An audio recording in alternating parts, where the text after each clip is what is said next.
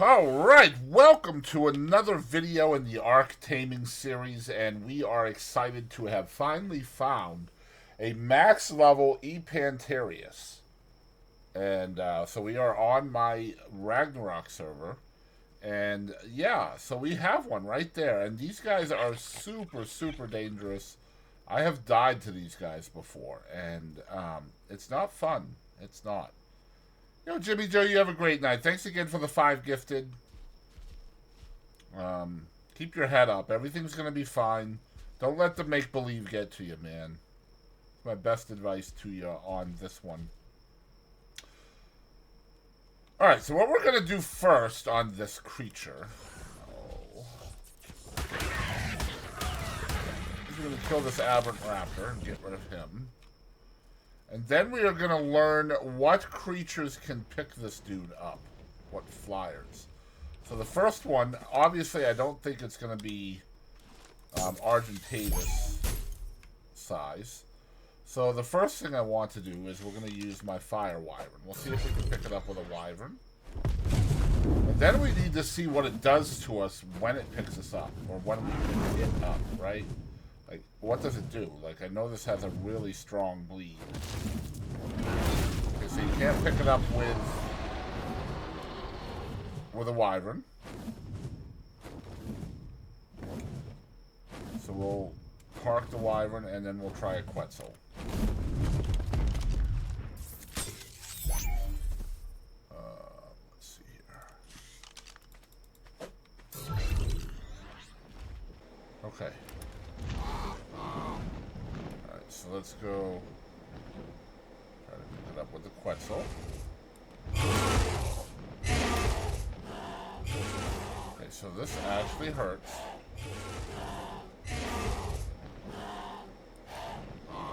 Alright, so you cannot pick him up with the Quetzal.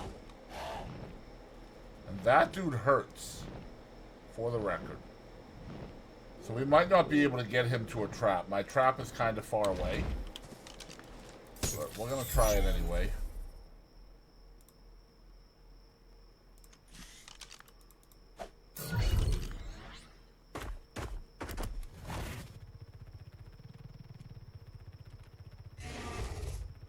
Alright, so let's work with this guy.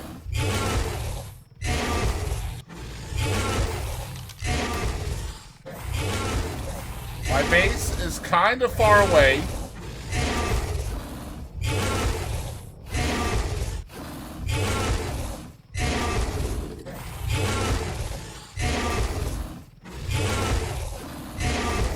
So if I'm able to get it to my base without dying, I will fast forward once this guy is in a trap. But right now it looks like the Rhynian Napha is the only flying creature that can pick it up.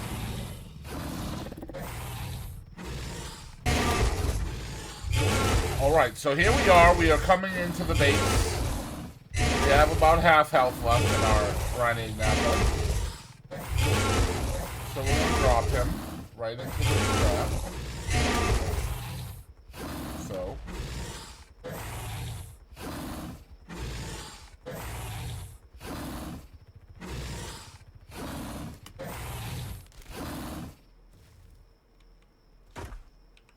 Alright. Alright, so we lived. Now, if you do not have a Rhynian Napha, then obviously you will need to use a drop trap of some sort with a ramp leading up. And so you can just build a ramp like this and then just have it chase you into the trap, like, and that's how you would get it in there. Obviously you might have to do that, you know, on location wherever the dino is, because the Rhynian Napha is the only thing that can pick it up. Alright, so here's what we're going to do. We're going to use our trank darts. These are just regular shocking trank darts that you get in the vanilla version of the game. And we're just going to use that to knock him out. And then we're going to talk a bit, once he is unconscious, we're going to talk quite a bit about this creature. There's a lot There's a lot to talk about with this one. There's a lot to unpack, as they say. Let's get him knocked out first. Alright. Alright, so now my darts are just not going to register. So we're getting into our little room down here.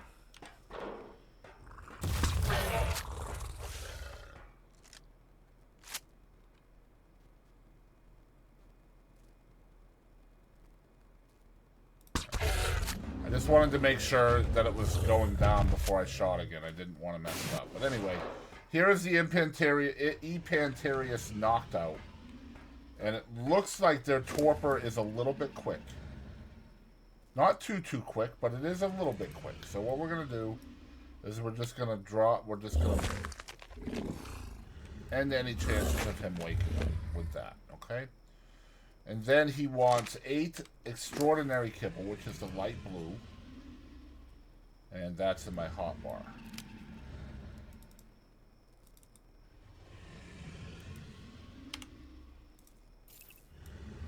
Alright, so he is going to be eating and all of that stuff. We have our binturong on our shoulder, which is going to increase his food drain with a debuff called popcorn scent. You can check out my binturong video if you'd like to. Just type in Boston Crisp binturong.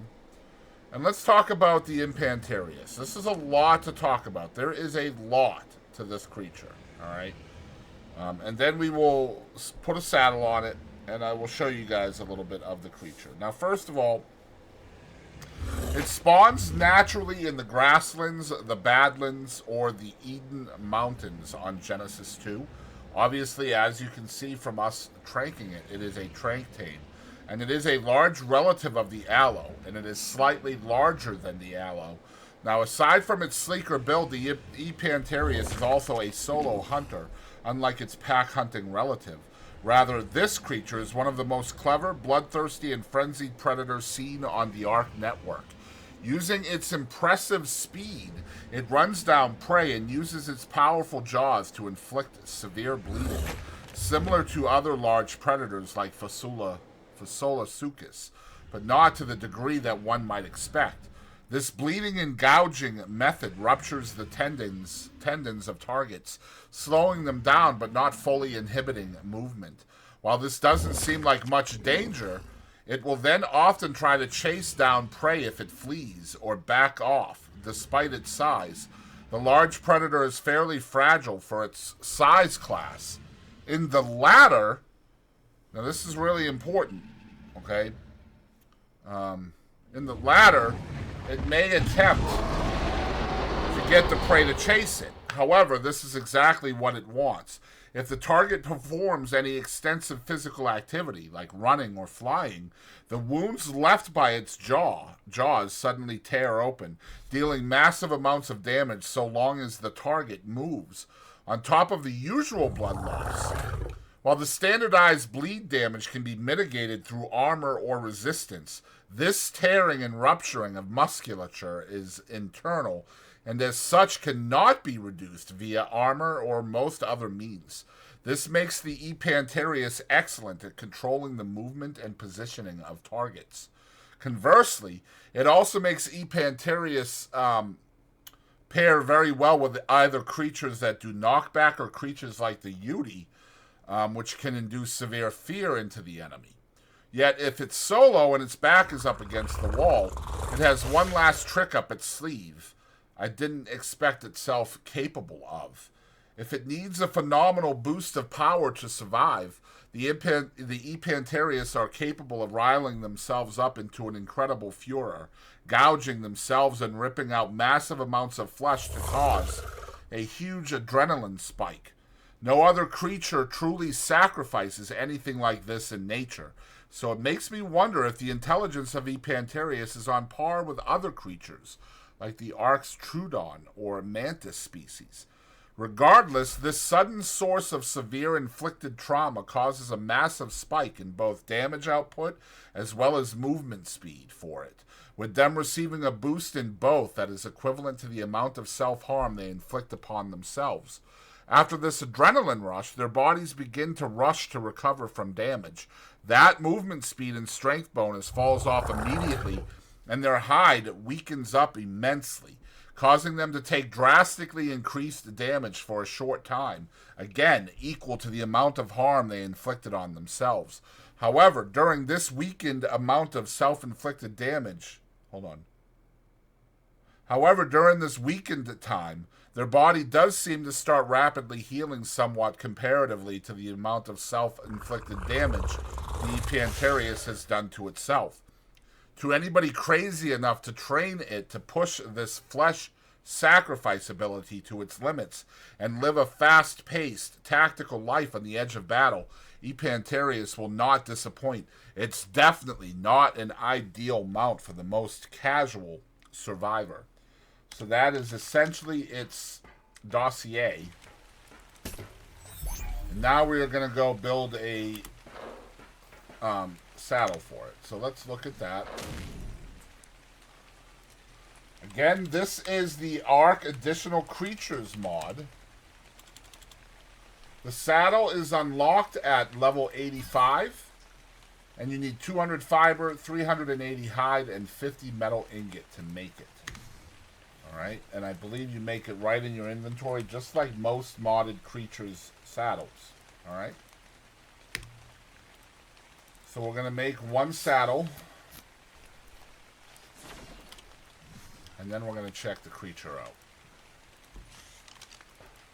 So this is a max level one for my server, which is 180 is the max.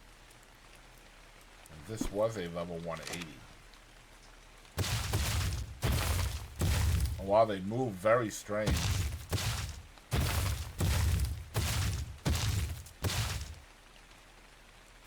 Yeah, it's definitely about the size of an aloe. Feels like about the size of an aloe. Now, the first thing you need to know is you cannot level up the movement speed. It's not available to do that. Okay? And that's the first thing I was wondering too, because of how slow its gait is. Okay? But I understand why the base speed might be like that. And I'm going to explain to you guys why. You can sit. There is a sit mechanic on its wheel. Right here. And just so you guys, in case you didn't know, anytime a creature has that sit capability on its wheel, it increases its healing. Whenever it is sitting like that, it will increase its healing rate.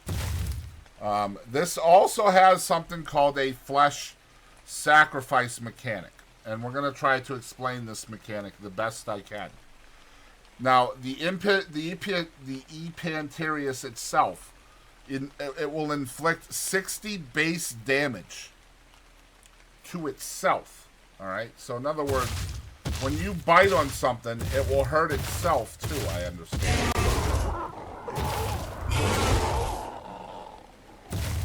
So it doesn't feel like I hurt myself at all there. No, I did not hurt myself there at all. Alright. Okay, so this is only during the flesh... Okay, so we'll talk about that in a minute. Alright, so the creature is immune to bleeding, and it inflicts a unique type of bleed called ruptured bleed. Anything immune to bleed will ignore this ruptured bleed mechanic. The target is slowed to 80% movement speed, and it will deal 30 base damage per second. The ruptured bleed tick will. The damage the target takes will scale with your melee stat, and is reduced via their armor and resistance multipliers. If the target runs or flies away, the ruptured effect of ruptured bleed activates, causing the target to take 1.5 damage every 0.1 second.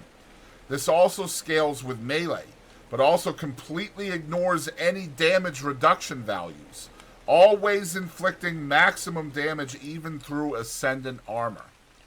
This damage can be avoided simply by not running or flying away from an Epanterias. So if you accidentally toggle the ruptured damage, you can stop it by ceasing rapid movement. Now the left click is the one that we just did. That's just a regular bite which deals mediocre damage. The right click is a roar.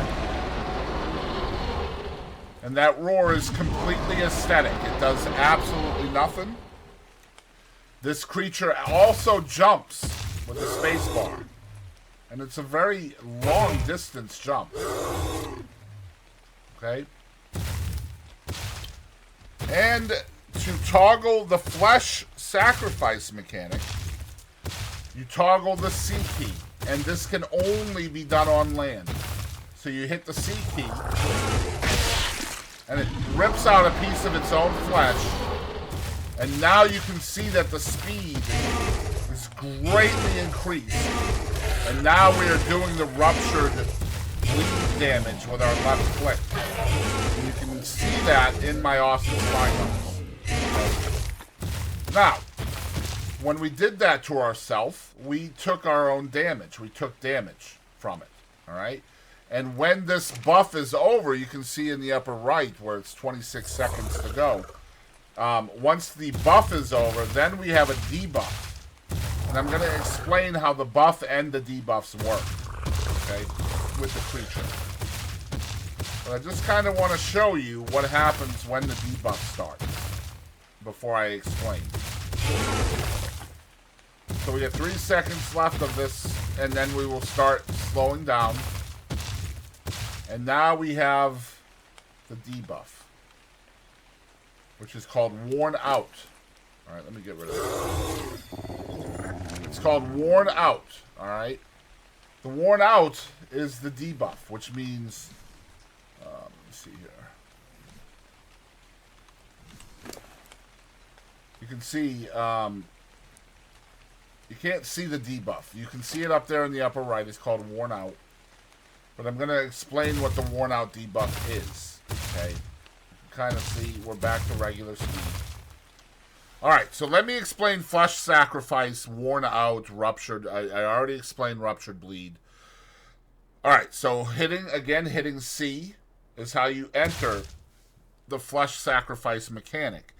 During this mechanic, the Epanterias will deal 60 base damage to itself, which is multiplied by its own melee stat and any buffs that it has. Doing so will grant itself a plus 60% movement speed and a plus 60% melee damage for 35 seconds. The entire buff is 35 seconds long. Afterwards, you will gain a sacrifice cooldown debuff for 55 seconds that grants you meaning the dino, minus 60% resistance. All right? That means it will take 60% more damage during that debuff when it is worn out, okay? The damage that it deals itself cannot be mitigated or lessened. Now, Epanterias also has a fortitude stat right here that you can add points to. And if you level it up, every level, it's +1 per level, every level grants a bonus to Flesh Sacrifice on a 1-for-1 level. If you have 30 Fortitude, the base values of Flesh Sacrifice will increase to 90, which means 90 base damage for 90% melee, 90% movement speed, followed by a minus 90% resistance afterwards. So adding to Fortitude is going to increase your Flesh Sacrifice buff and debuff, okay? Also adding to your melee stat is going to increase that as well. So, interesting creature for sure. I'm curious how they would work in a boss fight. I might actually do a boss fight with them if I can find another one to start breeding them. It'd be cool to do a boss fight with these guys and see how they did. But yeah, they're almost like a small... they almost look like a small Acrocanthosaurus from a different mod. Yeah, they look pretty dope. But yeah, that's the Epanterias from the Additional Creatures 2 Wild Ark mod. Another fabulous, fabulous animal that we have found in our Ragnarok server. And let's see if we can't take a pretty picture of this guy. Probably not, but we'll try anyway. Here we go. K mode.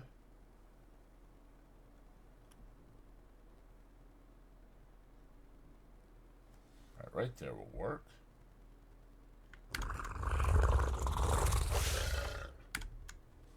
I think we did it.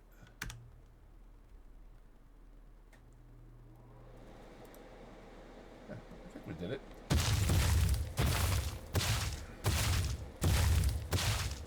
Anyway, guys, thanks so much for watching my video. If you enjoyed it, please show it some love by smacking that like button. If you want to see more like this one, please comment below what creatures you'd like to see. Of course, you can subscribe to see awesome content every single day from my channel.